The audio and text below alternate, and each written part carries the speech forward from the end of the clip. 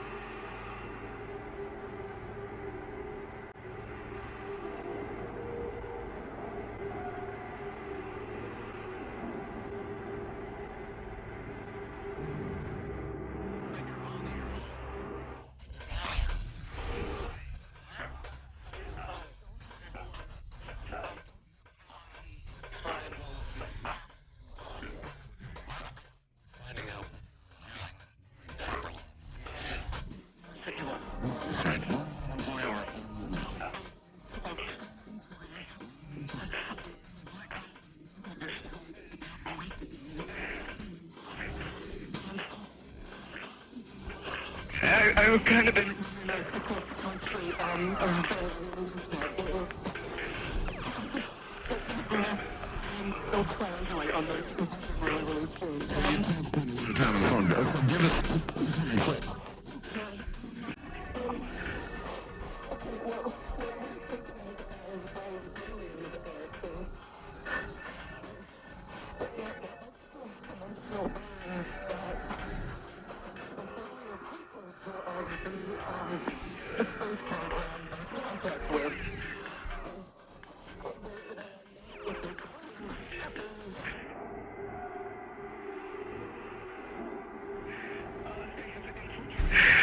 they have infiltrated a lot of aspects of the military establishment, particularly the Area 51. The disasters that are coming, the military, I'm sorry, the government knows about them, and there's a lot of safe areas in this world that they could begin moving the population to now, Art. But they're not doing anything. They are not. They want the major population centers wiped out so that the few that are left will be more easily controllable. Discharge.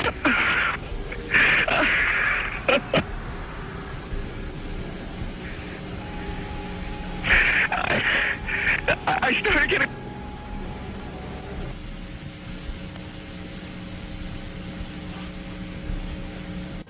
In some way, something knocked us off the air, and we're on a backup system now. It's the government, or... I don't know. It has to be something, though. Well, did you hear... Now, you tell me, because you were listening. That was awful strange. There was a really weird guy on the air when it went off? Yeah. Real weirded out. Like, going... Sort of sounding paranoid, schizophrenic? Like crying and everything. Yeah. And how far into the conversation was it when it went off? Just a couple, about 15, 20 seconds, I'd say. Oh, you guys missed... You really missed a call then, and I've got a feeling somebody didn't want you to hear it. Yeah. Because it was really strange. All of a sudden, I'm hearing Mark Furman when That's right. Well, the network, of course, went immediately to a backup tape while we tried to figure out what blew up here. The transmitter was... So that's what you heard suddenly, for some unknown reason. I've never seen it do this in all the years that we've been on the air. I have never seen the transmitter in this way just simply fail, massively fail, like a massive heart attack or some kind.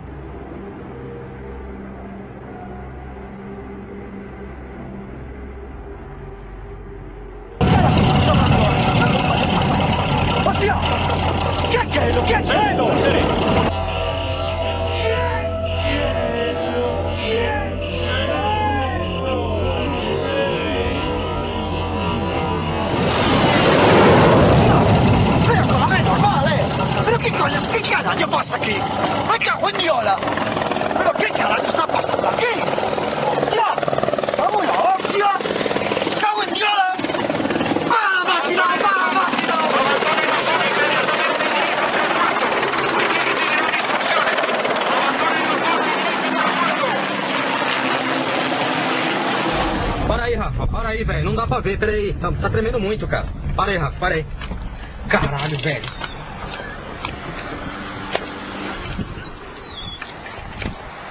Caralho, velho. Puta, onde que tá agora, pô? Olha lá, ó.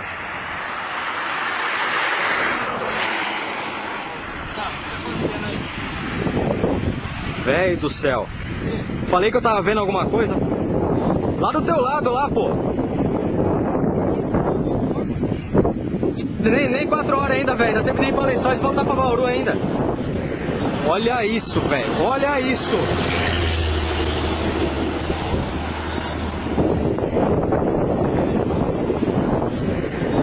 Ó, puta, você não tem que ver onde o Zu vai buscar isso aqui, velho.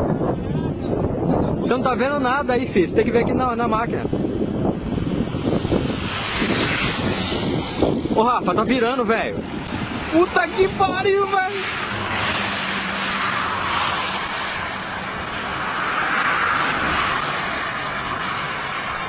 Ah, essa porra dessa bateria tá acabando, bicho.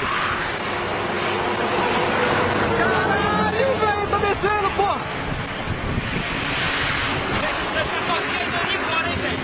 Pera aí, para de ser medroso, caramba. Puta que pariu, bicho. Tá tremendo pra caralho, bicho. Wind below a certain parameter for the safety of the aircraft and for the ability for the spray to accurately hit the target. We need to have a certain sea state to get agitation on the surface so that the dispersant will... You getting all this? The World Trade Center? That's the same thing. What is that? It's over there.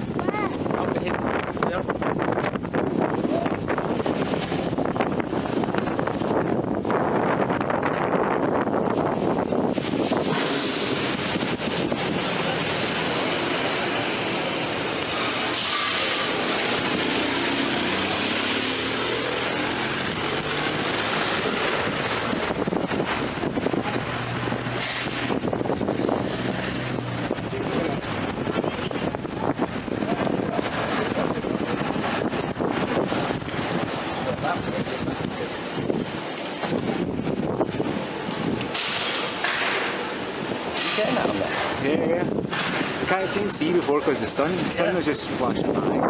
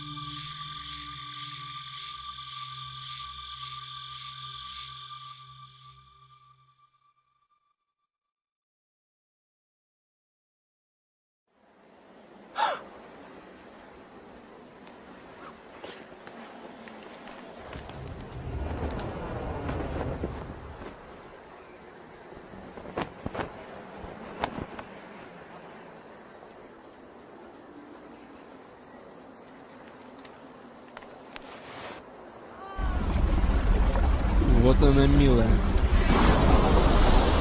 Каждую пятницу ошивается здесь. Давай, давай, вали отсюда! I think it's almost a foregone conclusion that they're out there. Take a look at our galaxy. There are 100 billion stars in our galaxy. Now take a look at the galaxies of the universe. We can actually count them. In the visible universe, our telescopes have the range to see 100 billion galaxies. Well, how many stars are there in the visible universe? Count them. 100 billion times 100 billion. That is an astronomical number.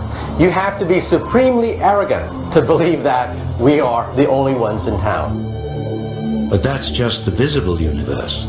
According to Michio, intelligent life might also exist in other dimensions. He calls this concept of extra-dimensional space string theory. In string theory, we are forced to confront the idea of other dimensions. It is the only theory which has been able to unify all the laws of physics into a single coherent whole. String theory proposes the existence of 11 extra dimensions. This might seem crazy, but apparently it allows physicists to make sense of the chaotic universe we live in. From the top of the Empire State Building, I look down and I see the chaos of the streets, but I see it whole. I can see a unity, a coherence that you cannot see on the hustle and bustle of the street below. So is it really possible alien life exists in some kind of parallel universe? And even if it did, how could they travel to our world? Well, think about life in the universe. Scientists say the universe is so big, no one is ever going to be able to reach the Earth from the distant stars. There's an ultimate speed limit. You cannot go faster than the speed of light. However, Albert Einstein introduced the concept of wormholes. Wormholes? No, not the mound of earth messing your lawn, but rather strange doorways between different dimensions. And to travel through one, you have to fly into a black hole. There is a theory that says that when things fall into a black hole, they get blown out the other end. The other end of a black hole is a white hole. A white hole where matter spews out. If this theory is right, it could be that black holes are a link between a vast number of other universes. Think of a soap bubble. We live on the skin of a soap bubble that's expanding. But if you vibrate the soap bubble, it buds. It sprouts a baby soap bubble. And all of a sudden, you have two soap bubbles. So we do think that perhaps our universe coexists with other soap bubbles, perhaps connected by black holes. And there's not a universe, but a multiverse of universes.